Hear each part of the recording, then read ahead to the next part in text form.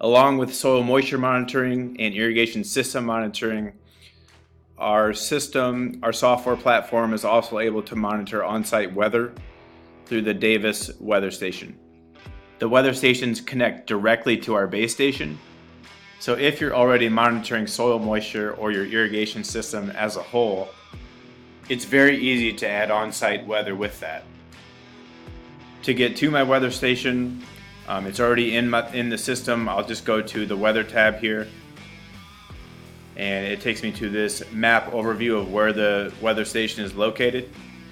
So what it'll monitor is the relative humidity, your rain rate, solar radiation, air temperature, wet bulb, and wind speed.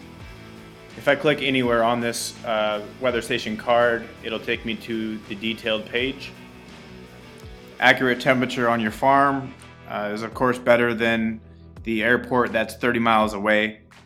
So it can help with planting decisions, spraying, or harvesting decisions.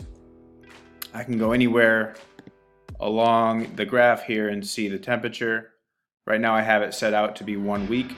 I could change that to a month or all time. I'm able to zoom in here on a specific time frame and see the up close data. To go back, just use the refresh button. That zoom feature here is really easy to do on mobile. With your finger, you can just click and drag on any spot on the graph and it will do the same thing. So if I go up to relative humidity, this data is useful in just understanding that different humidity levels, higher humidity levels, for instance, would make you more susceptible to fungal diseases. If I go to rain rate,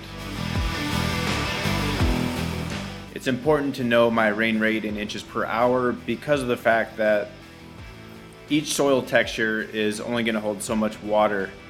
So higher rain rates, you can be looking out for excessive runoff in those situations. If I go to wet bulb, what this is a calculation based off of air temperature and dew points.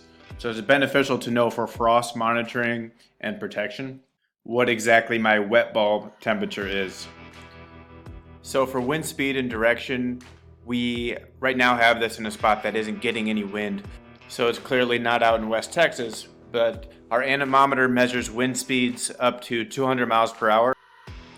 It's useful for keeping records of significant weather events, determining ideal growing conditions, knowing whether wind breaks are needed, and of course for monitoring spraying conditions. Our solar radiation graph is going to tell us when in the day the sun's energy was the highest, which is of course where it will have the biggest impact on the crop.